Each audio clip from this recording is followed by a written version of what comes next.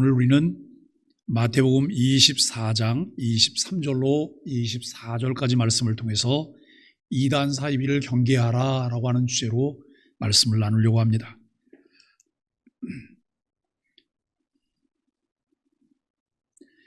올해는 종교개혁 507주년을 맞는 해입니다.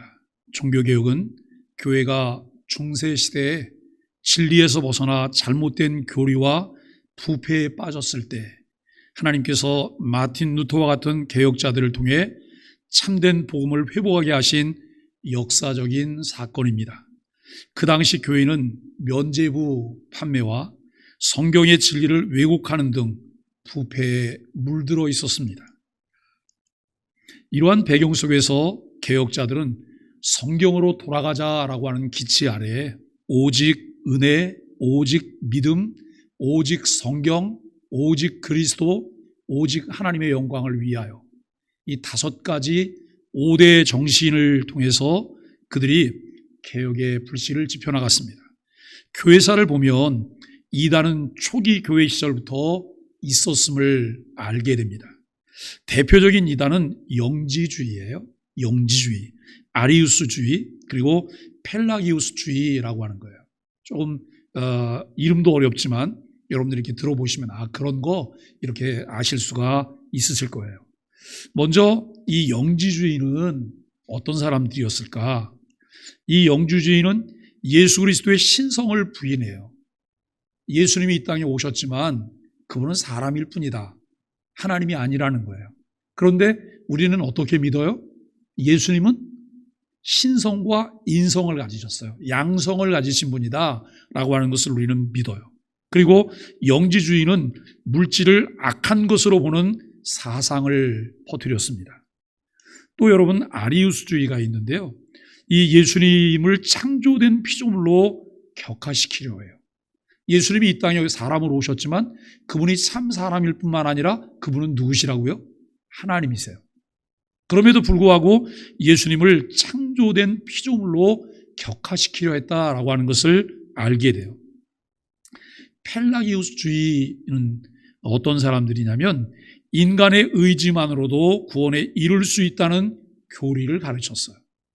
인간의 의지만으로도. 그러니까 여러분 그 칼빈의 5대 교리 중에 첫 번째인 전적 부패. 완전히 죽었어요. 완전히 죽은 것이 소생할 가능성이 0.1% 있나요? 0.1%도 없잖아요. 완전히 죽었잖아요. 그럼에도 불구하고 이 펠라기우스주의는 인간의 의지만으로 구원에 이룰 수 있다는 거예요. 내가 의지가 있고 내가 노력하면 내가 구원에 이룰 수 있다는 거예요. 전적 부패를 부인하는 거죠. 그런데 여러분 우리가 카톨릭이나 조심스럽지만 감리교를 잘 추적해서 가보면 감리교 속에도 이러한 사상들이 있어요. 왜냐하면 감리교는 그 하나님의 은혜만으로 구원받는 게 아니에요. 거기엔 인간의 노력도 포함돼요. 이런 부분들을 우리가 보면서 성경이 가르치는 바가 뭘까? 그 다음에 개혁자들이 이 부분들을 어떻게 정리해서 우리들에게 전수해 줬을까를 우리가 잘 배우는 것이 필요합니다. 이처럼 교회 역사 속에서 여러 이단들이 등장했고 정통신앙을 지키려고 하는 끊임없는 영적 싸움이 계속되고 있다라고 하는 것입니다. 오늘 본문에서 예수님은 마지막 때에 많은 거짓 선지자와 거짓 그리스도가 성도들을 미혹할 것이라 경고해요. 우리가 여러분 주변에 참 많은 거짓들이 있어요. 우리 한국에 재림예수가 이런 몇십 명이 돼요. 몇십 명의 재림예수가 현존해 있어요. 죽은 사람도 있어요. 재림예수가 죽었어요. 앞으로 죽을 사람들이에요. 이런 것들이 이미 성경에 이와 같은 부분들을 예수님께서 말씀하셨다는 것이죠. 오늘날 우리 사회에도 다양한 이단과 사이비가 퍼져 있고 이를 경계해야 됩니다. 여러분 이단과 사이비의 차이를 아십니까? 이들은 각각 어떤 특징이 있을까요? 왜 우리가 이단 사이비를 경계해야 할까요? 먼저 우리가 이단이라고 말할 때 이단은 기독교의 근본 교리에서 벗어난 가르침이나 사상을 의미하는 거예요. 일반적으로 정통교회의 핵심 교리를 고의적으로 왜곡하거나 거부하는 경우에 이단이라고 부른다고 하는 것이죠. 예를 들어 삼위일체나 예수 그리스도의 신성을 부정하거나 구원을 오직 하나님의 은혜와 믿음에 의지하는 가르침을 거부하는 신앙체계가 이러한 일에 해당이 된다라고 하는 것입니다. 이단은 어떤 특징이 있을까요? 성경의 핵심 교리를 왜곡하거나 부분적으로 부정하는데요. 정통교회의 신앙 고백인 사도신경, 니케아 신조, 이것을 거부하거나 수정을 하게 됩니다. 개인의 해석을 절대화해요. 성경 전체의 신앙 고백에서 벗어난다고 하는 거예요. 여러분, 내가 때로는 어떤 체험을 했어요. 개인적인 체험을, 꿈을 꿨어요. 환상을 봤어요. 그런데 이 꿈을 꿨거나 환상을 본 것이 이것이 거짓인지 진짜인지 보려면 어디 가서 확인해 봐야 되는 거예요? 성경 속에서요. 성경에다 딱 올려놨는데 성경과 똑같아요. 그러면 이것은 개인적인 체험이지만 이것은 거짓된 게 아니구나라고 하는 것을 알게 돼요. 그런데 성경에 올려놨는데 전혀 아니에요. 그러면 그 꿈이 아무리 용하게 보여도 뭐라고 얘기를 해야 돼요? 개꿈이구나. 그래. 개꿈이구나. 그래서 사람들은 꿈에 굉장히 의존을, 교회 다니는 분들도 꿈에 굉장히 의존해요. 뭐 좋은 꿈을 꿨다나 뭘 했다나 좋은 일이 생길 것 같다나. 여러분, 거기에 너무 빠지지 마세요. 그것보다 더 중요한 것은 성경이잖아요. 성경이 내게 무엇을 말씀하시나 라고 하는 것입니다. 그리고 이단들의 특징은 개인의 해석을 절대할 뿐만 아니라 교회 전체의 신앙 고백에서 벗어난다라고 하는 것을 알게 돼요. 우리가 예배 때마다 여러분 사도신경으로 신앙 고백을 하잖아요. 이게 보편교회가 가지고 있는 신앙 고백이에요. 정리된 신앙 고백이에요.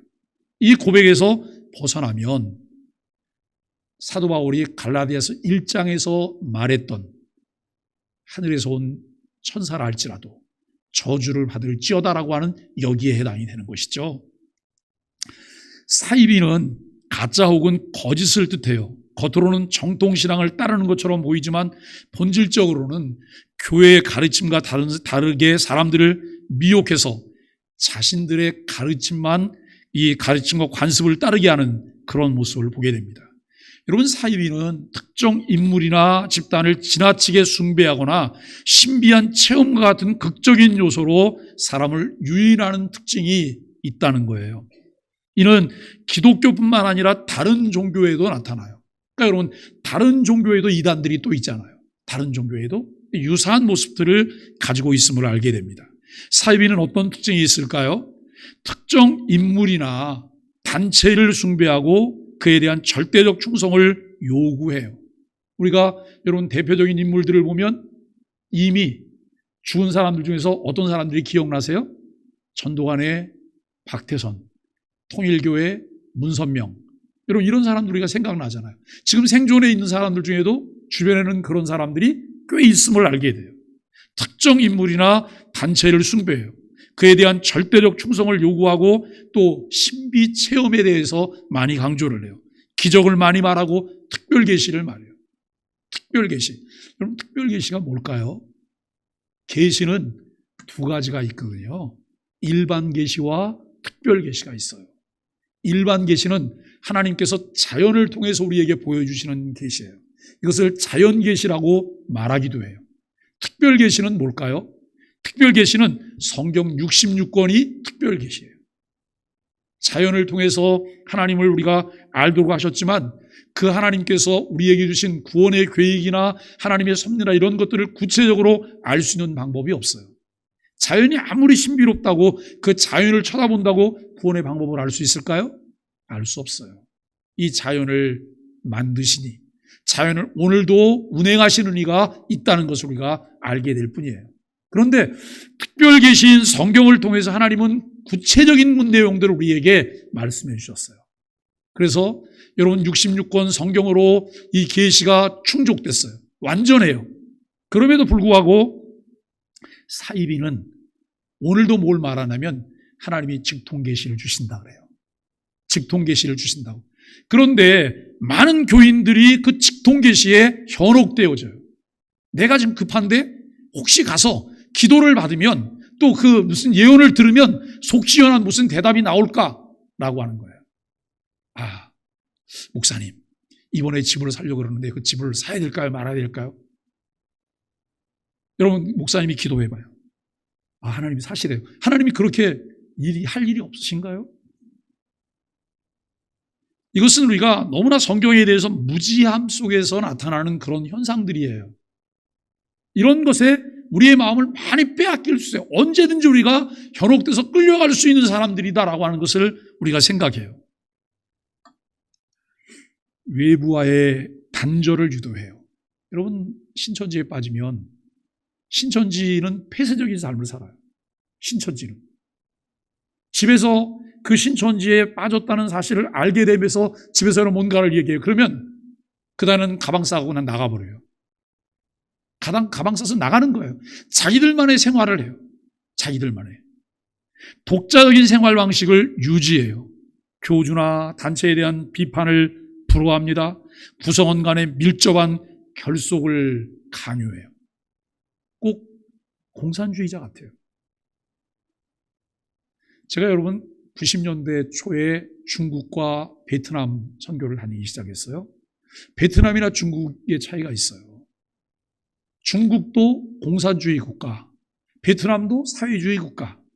그런데 베트남은 겉과 속이 좀 달라요. 겉과 속이. 겉에는 그냥 새빨개요. 그런데 안에는 하얘요.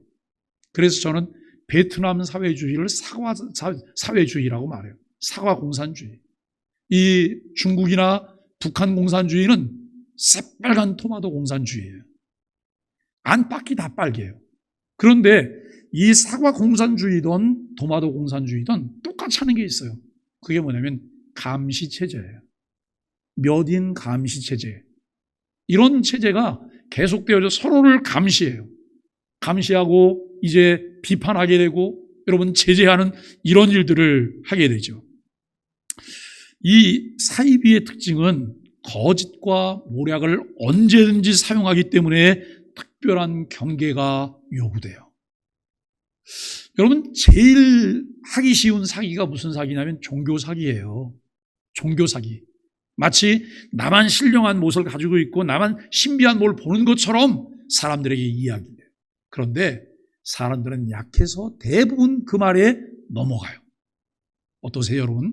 누군가가 이 거짓말과 모략을 통해 나를 미혹하려고 해요. 근데 그 말을 듣는 순간 내 마음 가운데 저건 거짓말이야, 저건 가짜야, 저건 사입이야 라고 하는 말이 딱 들을 수 있을 정도로 나한테 어떤 기준이 있나요? 이것을 분별할 수 있는 능력이 우리에게 있나요? 굉장히 중요한 거예요. 굉장히 중요해요. 신앙적인 열정은 있어요. 그리고 뭔가 늘 뜨겁게 뭘 하려고 해요. 그런데 누군가가 그 뜨거움을 통해서 나를 땡겨요? 쉽게 따라가요. 순진한 교인들 중에 굉장히 많은 사람들이 경계심도 없이 빠져요. 우리가 여러분 이단 사이비에 가 있는 사람들은 뭐 괴물같이 생겼을 거라고 생각하죠? 이상한 사람이라고 생각하잖아요. 아니에요. 우리가 여러분 JMS 정명석 그 집단을 보세요. 온갖 미인들은 거기 다 있는 것 같아요. 온갖 미인들은 의도적으로 이들이 거짓을 포함해서 여러분 모든 수단을 동원해서 그들을 끌어들여요. 나중에는 헤어나올 수 없는 어떤 올무를 씌워놓는 것을 우리는 보게 돼요. 이단과 사이비는 어떤 차이가 있을까요? 이단과 사이비는 모두 정통 기독교 신앙과 다른 길을 걷고 있지만 차이가 있어요. 이단은 주로 교리적 왜곡에 집중해요. 정통 교리에서 벗어나 신앙을 체계화하고 자신들의 교리가 참된 기독교라고 주장하는 경우가 많아요. 이를테면 신천지나 그 다음에 하나님의 교회나 그리고 여러분 정명석 JMS도 마찬가지예요. 그리고 구원파도 마찬가지예요. 사이비는 교리보다는 조직적 구조나 관계에 중심을 둬요.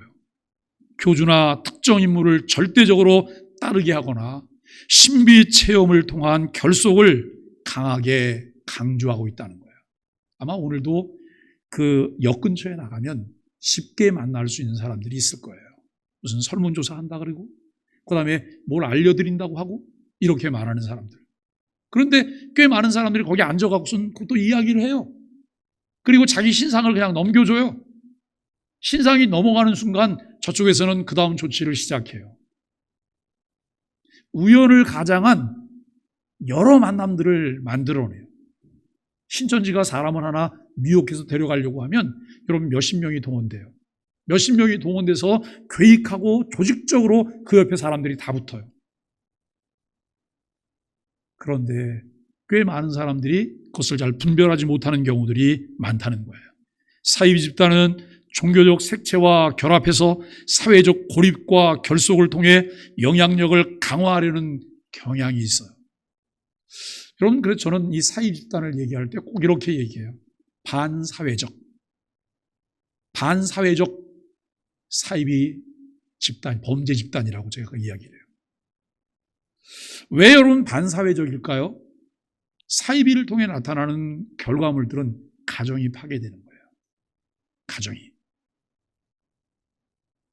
이 사이비 집단에 한번 들어갔다가 나온 사람들은 나와도 일정 기간 동안 정상적인 생활이 쉽지 않아요. 왜냐하면 온갖 것을 다 자기에게 주면서 믿게 한 사람들이 나중에 보니까 다 사기꾼이었어요. 어느 누구도 믿기가 쉽지 않아요. 트라우마가 생겨요. 그리고 그곳에 들어가는 과정 가운데 일반 교회는 더더욱 갈 수가 없어요. 왜요? 신천지는 목사를 개라고 말을 해요. 여러분, 예배에 오면 목사가 개소리를 하는데 그 소리를 들을 수가 있나요? 들을 수가 없죠.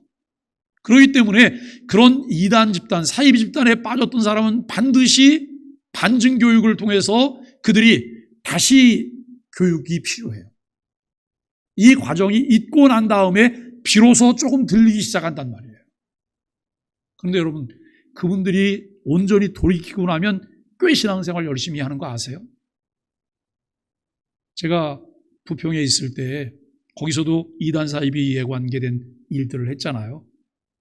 그 일을 하고 마무리하면서 부평에 이단 상담소를 하나 만들었어요. 그리고 목사님 한 분이 그 일을 담당하고 계신데, 그 교회는 이 신천지에 빠졌던 사람들이 많이 돌이켜서 그 교회를 다니세요. 굉장히 열심히 해요. 왜요? 신천지보다 더 열심히 할 수 있지만 신천지만큼만 열심히 해도 굉장한 열심을 내는 거예요. 그들은 그렇게 훈련됐고 그렇게 강요됐고 그렇게 준비가 된 사람들이에요. 거짓을 위해서. 그런데 이제는 거짓이 아닌 참을 위해서 자기를 쏟아놓을 수 있는 이런 마음들을 갖게 된 것이죠. 여러분, 그래서 이 사이비 집단은 종교적인 색채가 있어요. 그리고 사회적인 고립이 있어요. 결속력이 강화되어 있어요. 제가 이단 사이비 그 일을 하고 있고 지금도 여전히 그 일을 하고 있지만, 이단 사이비는 아주 은밀하게 어떤 일들을 진행하거든요. 근데 그걸 다 알게 돼요. 저는 이걸 하나님의 은혜라고 생각해요. 그들은 은밀하게 일을 진행했는데 이들이 뭔가를 흘려요. 자꾸 뭔가를 흘리는 거예요. 어느 날 저한테 문자가 하나 들어왔어요. 문자가 들어왔는데 모르는 번호로 문자가 들어온 거예요. 근데 이 문자를 딱 보는 순간 요거 냄새가 나네. 근데 그 다음에 뭐 어디서 모임을 갖는다고 하는 그 장소에 관한 고지가 온 거예요. 새벽이에요. 신천지 특수훈련하는 팀들이에요. 산속에서. 우리가 여러분 새벽에 가서 사진을 다 찍었어요. 이게 저하고는 아무 관계가 없죠. 아마 문자를 보내다 잘못 보내 저한테 온 것 같아요. 그 문자가. 그리고 부평에서 이 신천지가 대형 건물을 짓겠다고 땅을 매입했어요. 건축허가 신청을 했어요. 그런데 그 건축허가 신청을 받던 공무원이 인천에 대형 그 전도관이 있었거든요. 지금은 제가 없어졌는데, 대형 전도관을 또 이제 개보수하는 것 신청을 할 때 이분이 남구청에 근무를 하고 있었어요. 그걸 담당했어요. 그걸 제일 먼저 발견했어요. 이분이 부평구청으로 오셔갖고 그걸 제일 먼저 발견한 거예요. 그리고 제게 연락을 주셨어요. 목사님, 이거 아무래도 이상한 것 같아요. 아무래도 이상한 것 같아요. 제가 몇몇 목사님들하고 얘기를 하면서 이거 좀 조사를 해봐야 될 것 같다고. 신천지가 맞잖아요. 결국은 그 신천지가 몇 년 동안 그야말로 인천에서 아주 대형 싸움을 많이 했어요. 그들도 세를 모아서 시위를 하고, 우리 교회도 다 인천시 교회들이 함께 연합해서 여러분 세미나하고 그 다음에 집회하고 이러면서 결국은 막, 제가 태어나서 생전 처음 천막농성을 한 달 동안 해봤어요. 천막농성을. 결국은 거기에 그 건물을 짓지 못하고 그들이 땅을 다 팔았어요. 다 팔아진 건 공장들이 다 들어왔는데, 이런 것들을 할 때에도 이들은 은밀하게 진행하지만 결국은 뭔가를 흘려서 알게 되는 거예요. 알게 되면, 그런데 이 부분을 종교적인 문제로 가져가면 사회에서는 별로 관심이 없잖아요. 시민연대로 가는 거예요. 시민연대, 왜냐하면 반사회적인 집단이니까. 그 신천지가 들어오면 거기에 들어가는 아이들은 학교도 잘 안 갈 것이고 직장도 포기할 것이고 이런 문제들이 생기잖아요. 그러니까 여러분, 이단과 사이비는 각각 다른 방식으로 신앙과 교회를 왜곡하지만 모든 신자들을 미혹하고 복음의 순수성을 훼손할 위험이 있다는 점에서 교회와 성도들이 경계해야 된다라고 하는 거예요. 그런데 정말 깜짝 놀랄 만한 일은 어떤 거냐면, 신천지들이 사람을 미혹하고 할 때 사용하는 장소들이 있어요. 어디를 쓰냐면 대형교회 카페를 써요. 대형교회 카페. 여러분, 교회 카페에서 누군가 신앙적인 이야기를 해요. 그러면 당연히 그 상대는 무슨 생각을 하겠어요? 그 사람이 이 교회 교인일 거야, 이 교회 사람일 거야 라고 생각하잖아요. 이러면서 미혹하고 거기서 모임을 계속해요. 기가 막힌 거죠. 인천의 대형교회, 안산에도 모교회, 이런 카페에서 이런 일들을 하고 있다고 하는 것, 저희들이 계속해서 그런 제보를 받기도 해요. 여러분, 이 복음의 순수성을 훼손할 위험이 있다고 하는 점에서 교회와 성도들이 경계를 해야 되죠. 이단 발생의 원인과 예를 통해서 이단을 어떻게 경계해야 될지 우리가 함께 살펴봐야 돼요. 이단 발생과 성장 이유는, 한국교회는 현재 70에서 100여 종의 이단이 활동 중이에요. 여러분, 이단 집단이 70에서 100여 집단이 있다는 거예요. 그러면 이 70에서 100여 집단은 대부분 다 자기가 제일미수라고 말하는 사람일 가능성이 많아요. 이단에 속한 신자 수가 약 100만 명에 이를 것으로 추산해요. 100만 명 정도. 이들이 생겨나는 이유는 이래요. 첫째는 속이는 자도 있고 속는 자가 있기 때문에 그래요. 아무도 안 넘어온다고 생각해 보세요. 그러면 속이기가 쉽지 않을 것 아니겠어요? 나가면 살살 잘 낚싯밥에 걸려갖고 더 들어와요. 특히 기성교인들 중에는 꽤 그런 사람들이 많다는 거예요. 이단은 성경을 왜곡하며 사람들을 미혹해요. 성경을 의도적으로 왜곡하고 거짓 가르침을 전하거나 무지에서 비롯된 잘못된 해석으로 사람들을 이끄는 거예요. 어떤 이단은 거짓을 알고도 전파하고 어떤 이들은 자신의 잘못된 해석을 진리로 착각해요. 여러분, 일례로 신천지에 있는 사람들 중에 수뇌부는 자기네가 이미 사기를 친다는 거 다 알고 있어요. 이만희가 곧 죽을 거라는 거 다 알고 있어요. 이만희가 죽으면 내가 뭘 취해야 된다고 하는 것 알고 있고 지금 그 작업을 다 하고 있어요. 그런데 멋 모르고 신천지에 빠져서 지금 죽도록 충성하는 사람들 중에는 그게 가짜인 줄 모르고 지금 빠져 있다는 거예요.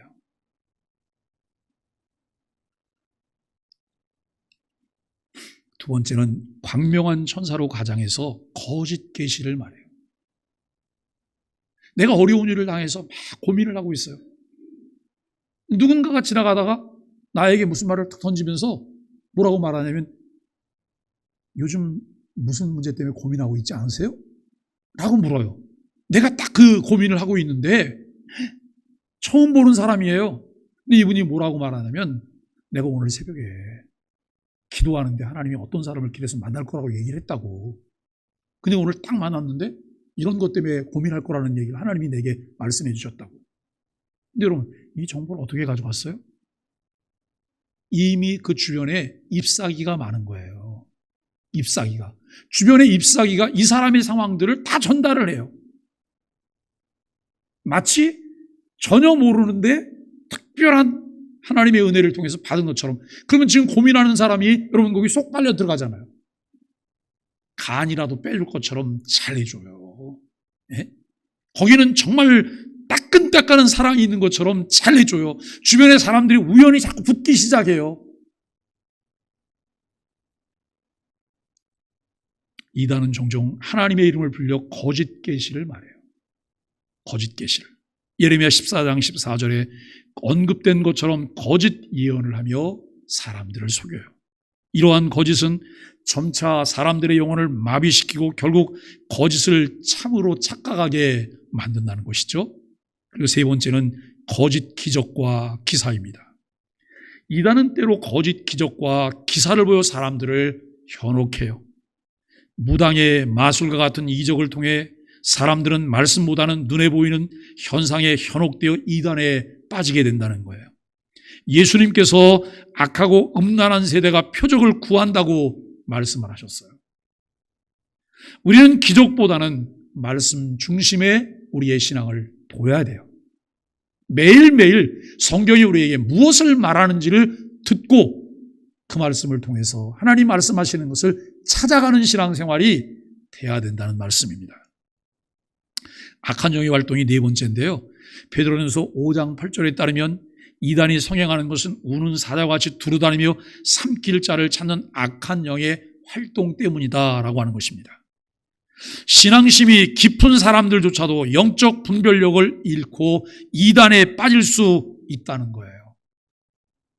이는 이단이 단순한 사회적 현상이 아니라 영적 전쟁이라고 하는 것을 우리에게 보여주고 있습니다.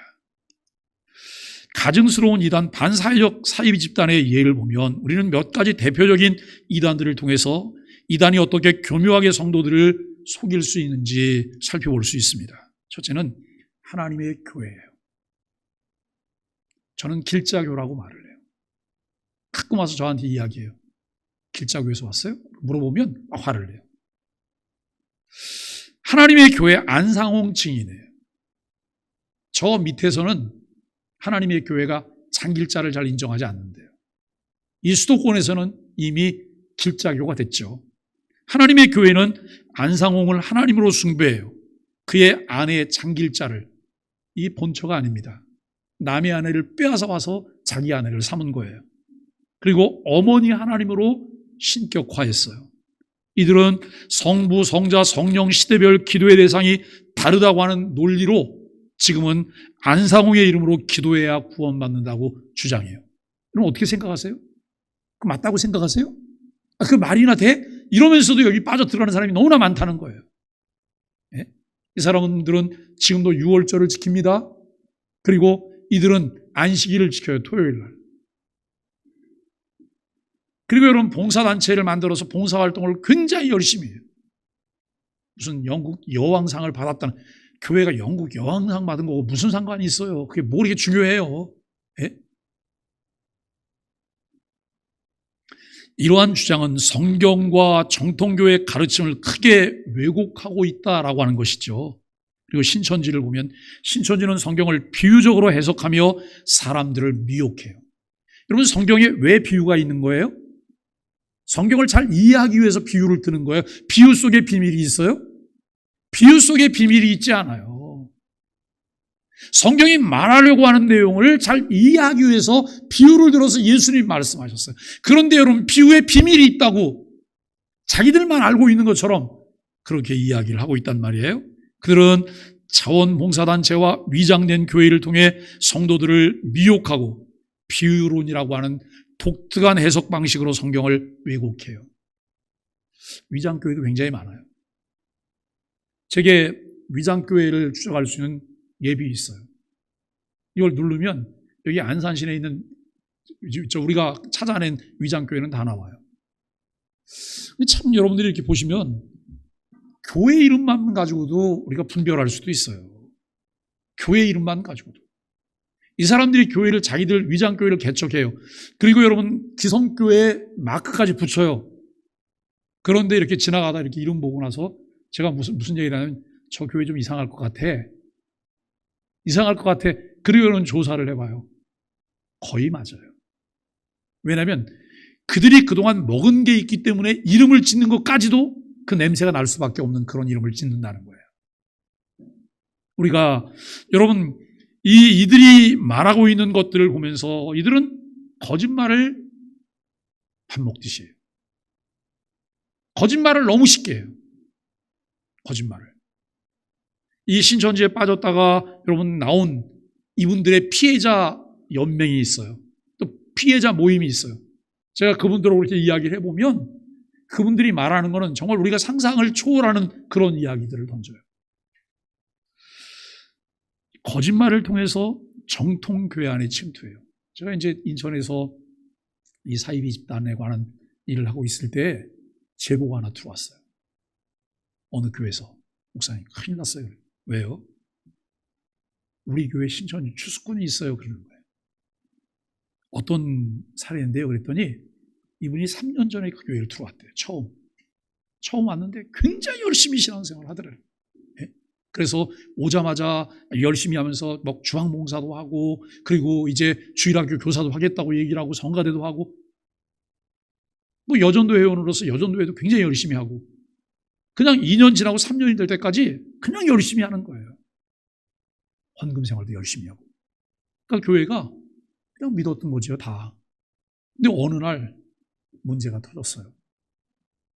문제가 터져서 그때 비로소 이분이 전에 교회가 어딘지 알아보자. 알아봤더니 바로 옆에 있는 교회예요. 옆에 교회에서 이분이 신천지인 것 때문에 출교를 당한 사람인 거예요. 옆에 교회에서 출교를 당했으면 당연히 그 옆 교회도 알아야 되잖아요. 이게 참 우리에게 어려운 이야기예요. 이런 예가 굉장히 많아요. 이제는 여러분 신천지도 이런 것들을 많이 들었기 때문에 그들이 하는 방법은 또 다른 방법들을 통해서 일들을 진행해 가기도 해요. 세 번째는 구원파. 제가 구원파는 조금 길게 얘기를 하고 싶어요. 한국에서 이단으로 규정된 구원파는 본래 기독교의 구원 교리를 중심으로 한 집단이나 정통교회의 구원론에서 벗어난 해석을 통해 여러 교파 분파로 나눠졌어요. 구원파는 구원을 단회적 사건으로 여기고 특정한 신앙 체험을 강조하는 등 교리적 차이로 인해서 한국의 기성교회와 다른 특징을 보이고 있습니다. 이 구원파의 주요 특징은 첫째는 구원의 단회성을 주장해요. 구원파는 구원을 이례적인 사건으로 간주하며 죄 용서는 단번에 한 번 체험한 것으로 충분하다고 말을 해요. 여러분 구원은 몇 번 만나요? 구원을 한 번 만는 게 맞아요? 근데 뭐가 차이가 있는 거예요? 죄 용서는 과거에 한 번 체험한 것으로 충분하다고 주장을 해서 이들은 구원받은 이후에 추가적인 회개나 죄의 고백이 필요하지 않다고 말을 해요. 제가 교회에서 구원론을 가르칠 때 그럼 이렇게 말하잖아요.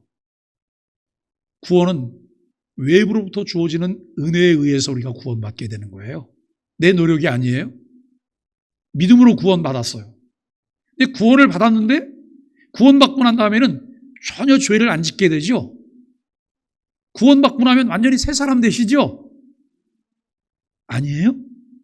구원받고 난 다음에도 가끔 거짓말도 하고 싸움도 하고 나쁜 생각도 하고 여러분 그렇게 하잖아요. 이게 왜 그런 거예요?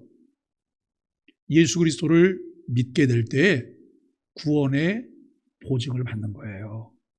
죄에 대한 책임을 하나님께서 면제해 주셨어요. 근데 여전히 그대로 남아있는 게 있어요. 그게 뭐예요? 죄에 대한 오염과 찢기예요. 죄에 대한 오염과 찢기가 남아있기 때문에 내 안에 있는 오염이 자꾸 악취를 풍기는 거예요. 그래서 우리에게 무엇이 필요하냐면 점진적 성화가 필요해요. 점진적 성화가. 여러분 이 성화와 지속적인 회개를 중시하는 기성교회의 교리와 명확히 대조되고 있다고 하는 것을 알게 돼요. 그리고 죄의식을 경감해요. 구원파는 예수 그리스도의 희생을 통해 모든 죄가 완전히 사해졌다고 봅니다.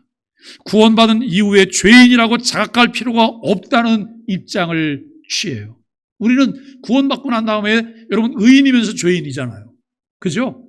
우리가 그리스도의 의가 우리에게 전가됐기 때문에 우리는 의인이에요. 하나님이 나를 의롭다고 말씀하세요. 그런데 여전히 우리는 죄인으로 생활을 해요. 이게 우리들이 처해 있는 상황이에요. 그래서 여러분, 이러한 관점은 구원 이후에도 지속적으로 죄에 대해 인식하고 회개할 것을 강조하는 기성교회와 차별화된다라고 하는 것입니다. 구원 확신을 위한 체험 중심인데요. 구원파는 구원 확신을 위해 특정한 체험을 강조하며 이를 통해 구원 여부가 확인된다고 믿어요. 이러한 체험적 요소는 기존 기독교 교리에서의 믿음과 성화의 과정과는 달라요. 여러분, 구원받으면 갑자기 마음이 뜨거워지죠? 그 성령이 뜨겁게 임하면서 여러분 온몸이 뜨거워지는 체험을 모두가 해요? 아니에요. 할 수도 있고 안 할 수도 있어요. 그게 중요하지 않아요. 여러분, 구원파는 다양한 교리적 차이를 바탕으로 몇 가지 주요 분파로 나누는데요. 각 분파는 고유의 교주나 지도자를 중심으로 독자적인 교리를 발전시켰어요. 첫째는 박옥수 계열이에요. 기쁜 소식 선교회. 여기 쪽에도 가면 작은 교회가 하나 있죠. 주요 활동을 보면 기쁜 소식 선교회를 통해서 해외 선교 및 청소년 교육 프로그램을 운영하고 영향력을 확장하고 있어요. 특징은 성경적 구원론을 강조하면서도 기성교회의 지속적인 재고백과 회개 교리를 부정하고 있어요. 박옥수 계열은 세심하게 조직된 해외 선교 활동과 청년 캠프를 통해서 젊은 세대와 국제사회로의 확산을 도모하고 있습니다. 두 번째는 권신찬 계열이에요. 예수교 복음 침례. 이게 다 지금 구원파는 다 침례교회 교통이에요. 침례교통인데 정통 침례교회도 있어요. 네? 주요 활동을 보면 비교적 오래된 구원파 이 분파로서 본래부터 예수교 복음 침례라는 이름으로 활동을 해왔어요. 국내에서 가장 오래된 구원파 교단 중에 하나인데요. 여기와 연관이 있는 구원파가 있는데 좀 이따 한번 살펴보기로 하고, 권신찬 계열은 구원을 단회적 사건으로 이해하는 동시에 기존 교회의 교리적 전통과 분리된 집회 활동을 통해서 구원파 신학을 유지해 오고 있습니다. 여기 이요한 계열이 있어요. 이요한 계열. 안산에 있어요. 여기 대니교로 가는 데 있는 안산교회도 이요한 계열이에요. 그리고 저쪽 다른 곳에 또 큰 게 또 있죠. 한국 복음 침례회라 그래요. 한국 내에서 예배와 성경 세미나 등을 개최하고 독자적으로 구원파 교리를 확산하게 되는 거예요. 여기는 한 달에 한 번씩 집회를 해요. 그리고 어디 가서 이 세미나를 따로 해요. 근데 세미나 한번 갔다 오면 사람이 휙 다 뒤집어져 갖고 오는 거예요. 빠져나오기가 어려울 정도로 그 안으로 이제 들어가게 되는 거죠. 이 계열 역시 구원은 단회적이며 구원받은 이후에는 죄에 대한 자각과 반복적인 회개가 불필요하다라고 가르치고 있어요. 여러분, 기성교회와 무엇이 다를까요? 제가 말씀드리는 신천지나 하나님의 교회나 그다음에 이 구원파는 이미 한국의 공교회가 이단으로 정죄했거나 교류를 금지하거나 여러분 그런 집단들이에요. 구원파와 기성교회 사이의 근본적인 차이는 구원론과 성화교리에서 차이가 난다는 거예요. 성화교리에서. 구원과 성화의 관계, 기성교회는 구원 이후에도 성화 과정이 지속된다고 믿으며 날마다 신자는 자신의 죄를 돌아보고 회개해야 한다고 가르쳐요. 반면 구원파는 구원이 이미 완결된 사건이기 때문에 반복적인 회개는 구원에 대한 불신임을 나타낸다라고 말을 해요. 너 언제 구원받았냐? 구원받은 증거는 뭐냐? 이걸 묻기도 해요. 그러니까 한번 구원받았는데 왜 다시 회개가 필요하냐? 구원의 확신이 약하기 때문에 그런 거다. 구원 못 받았기 때문에 그런 거다. 이렇게 여러분 강요할 수 있다는 거예요. 그리고 교리적 배타성인데요. 구원파는 기성교회들이 구원교리를 충분히 이해하지 못한다고 주장해요. 정통교회에 속한 성도들이 실질적인 구원의 확신을 가지지 못한다고 비판해요. 어떠세요? 우리는 구원의 확신이 없으신가요? 나는 어떻게 구원을 받았나요? 내가 예수 믿는 것과 내가 천국 가는 확신을 갖는 것과 이게 동일한 건가요? 우리 교회에서 수없이 이 부분을 많이 강조해서 가르치고 있는데 그럼에도 불구하고 건성으로 듣는 분들도 계세요. 여러분, 이 기성교회는 구원파의 교리와 행습이 성경적 구원론을 왜곡한다고 간주하고 있습니다. 교주와 지도자에 대한 높은 의존도인데요. 구원파 각 교열의 신도들은 교주나 지도자의 가르침에 높은 신뢰를 둬요. 특정 지도자가 구원의 진리를 전달하는 역할을 수행한다고 여기고 있어요. 이런 구조적 특성은 교회의 중심을 성경과 예수 그리스도에 두는 기성교회와 대조적이다라고 하는 것을 알게 돼요.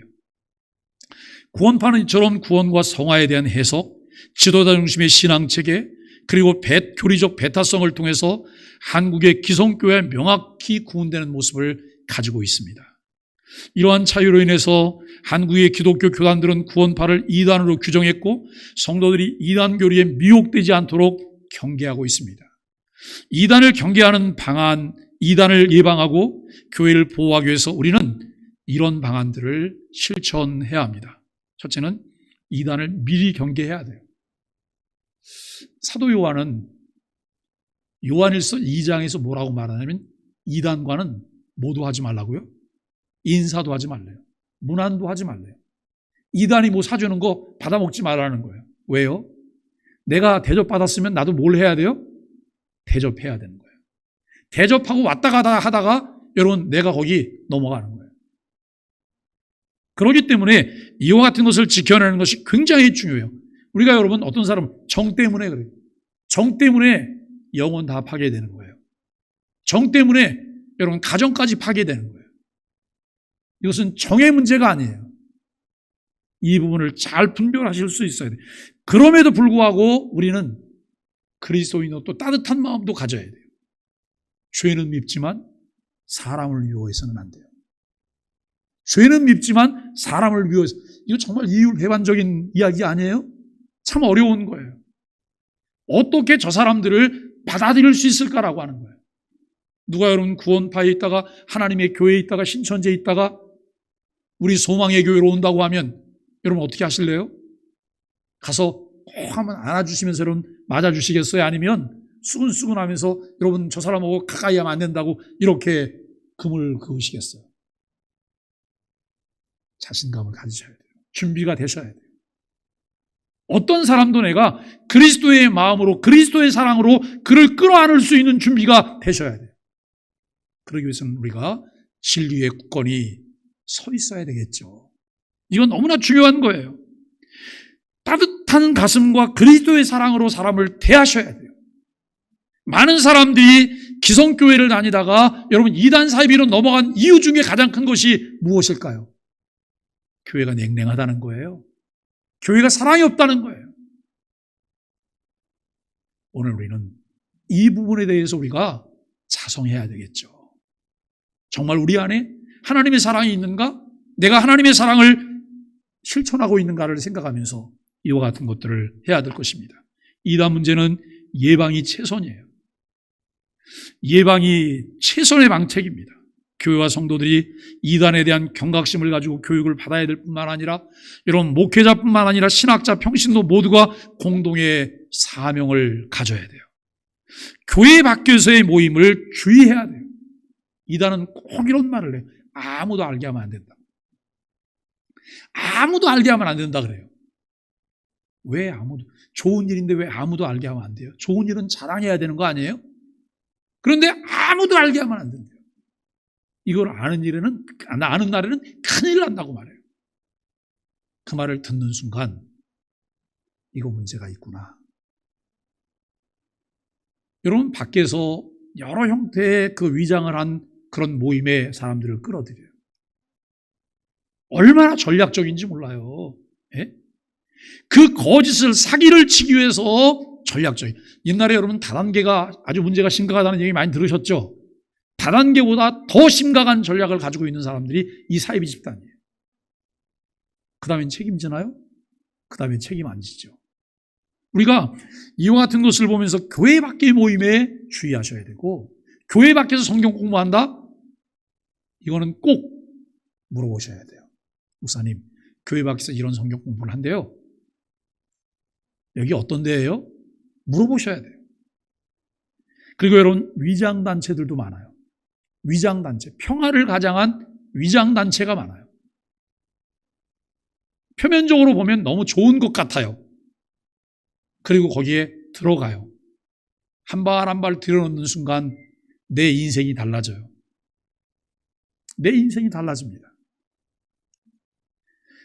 교회를 통해 이단 정보를 제공받아야 돼요. 이단들은 이름과 형태를 바꾸며 계속해서 성도들을 미혹하려고 해요. 교회 리더들은 계속해서 여러분 이 부분에 대한 정보를 업그레이드를 하셔야 돼요. 성도들은 교회 가르침에 잘 순복하는 신뢰관계를 형성해야 된다라고 하는 거예요.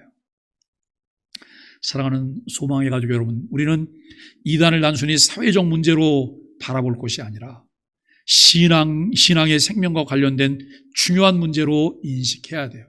오늘날 이단들이 진리를 왜곡하며 성도들을 미혹하고 있지만 우리는 참된 복음에 굳건하게 서서 교회를 지켜야 합니다. 교회에게 주어진 사명 중에 진리를 전파하는 것, 진리를 바르게 수호해야 할 사명이 있습니다. 교회라고 하는 울타리 안에서 보호를 받으며 건강하게 성장하기 위해서 교회가 제공하는 성경적 가르침에 귀를 기울여야 합니다. 밖으로는 이단 사이비, 안으로는 신비주의, 기복주의, 혼합주의, 잘못된 종말론을 경계해야 하고 바울이 이야기한 다른 복음과 바른 복음을 분별할 줄 아는 영적 실력을 쌓아가야 합니다. 우리 소망의 교회가 좋은 교회인 이유가 무엇일까요? 왜 우리 소망의 교회가 좋은 교회일까요? 성경을 바르게 가르치고 선포하며 예수 그리스도의 복음의 가치가 이끄는 교회로 세워져 가고 있다는 거예요. 담임 목사인 제가 늘 고민하는 이 두 가지 명제예요. 어떻게 하면 교회가 주변성을 넓힐 뿐만 아니라 공공성을 가지고 사회 속에서 신뢰를 받으며 우리가 가진 것들을 가지고 선한 영향력을 끼칠 수 있을까? 이 고민이에요. 그런데 이것이 이루어지기 위해서 전제돼야 될 것이 뭐냐면 예수 그리스도의 복음의 가치에 이끌려가는 삶이에요. 예수 그리스도의 복음의 가치에 이끌려가지 않는다면 아무리 사회적으로 어떤 일들을 많이 한다 할지라도 그것은 공치사거리밖에는 안 돼요. 하나님의 영광이 아닌 내 의의를 드러내고 나를 자랑하는 것일 수밖에 없다는 거예요. 오늘 우리 소망의 교회가 지역사회와 소통하며 지역사회의 일원으로 사랑의 삶을 실천하는 교회이기 때문에 하나님과 모든 사람들에게 좋은 교회라고 하는 칭찬을 듣고 싶어 해요. 하나님 말씀을 붙잡고 함께 경계할 수 있기를 바랍니다. 안으로의 부패와 혼합주의를 주의하며 밖으로 이단 사이비에 미혹되지 않도록 개인과 교회의 건강을 유지하며 지역사회와 열방의 소금과 빛의 역할을 감당하는 소망의 교회와 우리 소망의 가족들이 되시기를 예수 그리스도 이름으로 간절히 축복합니다.